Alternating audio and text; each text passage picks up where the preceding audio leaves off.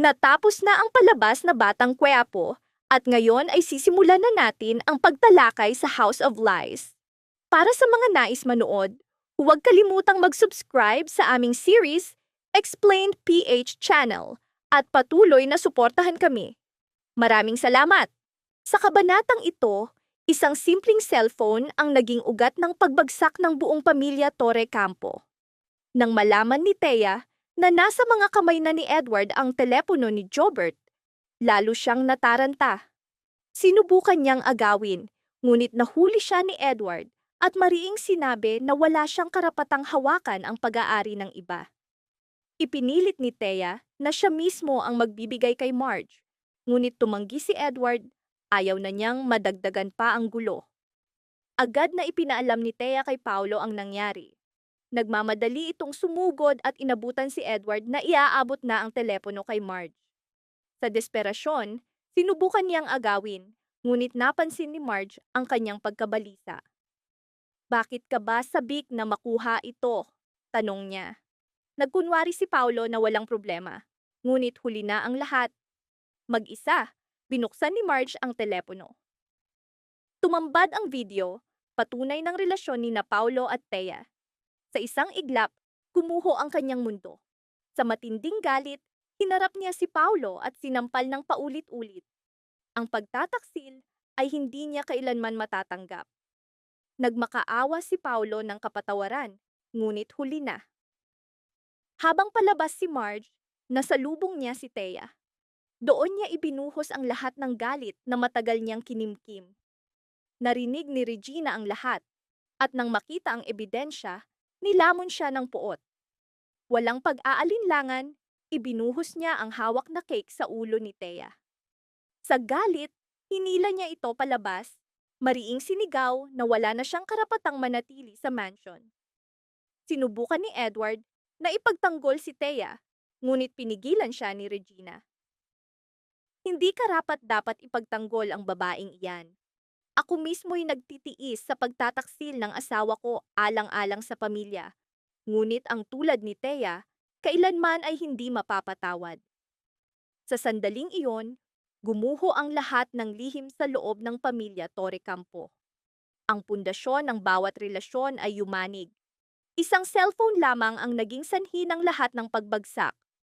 Mariing nagpasya si Marge, hinding-hindi na niya muling palalampasin ang pagtataksil. Ang tanong na natitira: tatanggapin ba niya ang katotohanan o tuluyan ng iiwan si Paulo?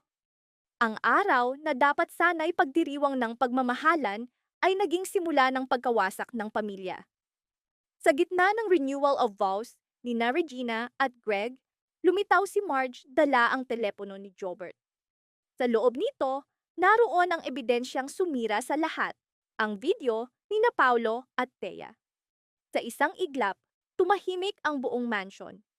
Hindi makapaniwala si Regina na sa pinakamahalagang araw ng kanyang buhay, hayagang nabunyag ang kahihiyan ng pamilya. Maging si Greg ay natigilan, sapagkat ang kanyang anak ay lumakad sa parehong landas ng pagkakamaling minsan nang yumanig sa kanilang pamilya.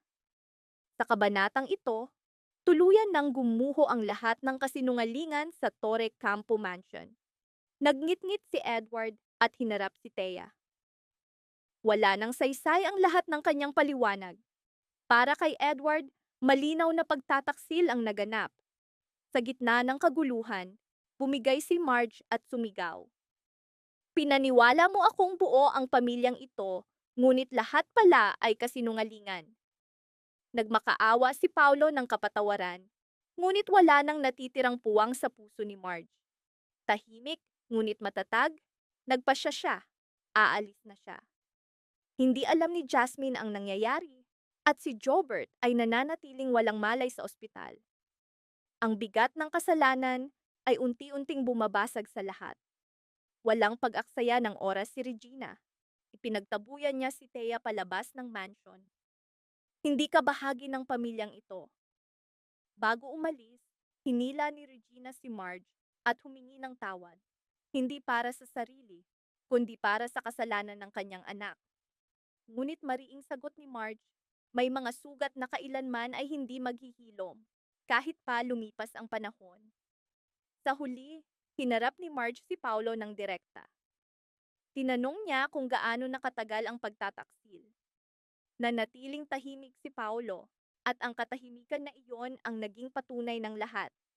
Ipinakita ni Marge ang ebidensya, mga mensahe, video, at ang lihim na relasyon. Napaiyak si Paulo, nagmakaawa ng isa pang pagkakataon, ngunit mariing sagot ni Marge. Hindi mo ako minahal, ginamit mo lang ako. Tuluyan nang gumuho si Paulo sa bigat ng kanyang kasalanan. Samantala, tahimik na nanonood si Thea, may kakaibang ngiti sa kanyang labi. Parang may mas malalim pa siyang plano. Sa sandaling iyon, nakatanggap si Marge ng mensahe mula sa hindi kilalang numero. Hindi pa ito ang buong katotohanan. Napatigil si Marge. Sino ang nagpadala? Anong lihim ang hindi pa niya nalalaman? Akala niya'y tapos na ang lahat, ngunit nagkamali siya. Mas malalaking sikreto pa ang nakatakdang mabunyag. Sino ang tunay na manipulator? At tuluyan na bang guguho ang mundo ni na Marge at Paulo? Ang lahat ng kasagutan ay mabubunyag sa susunod na kabanata ng House of Lies. Maraming salamat sa panonood ng buong video. Para mapanood ang susunod na episode explanation, huwag kalimutang mag-subscribe sa Series Explained PH channel.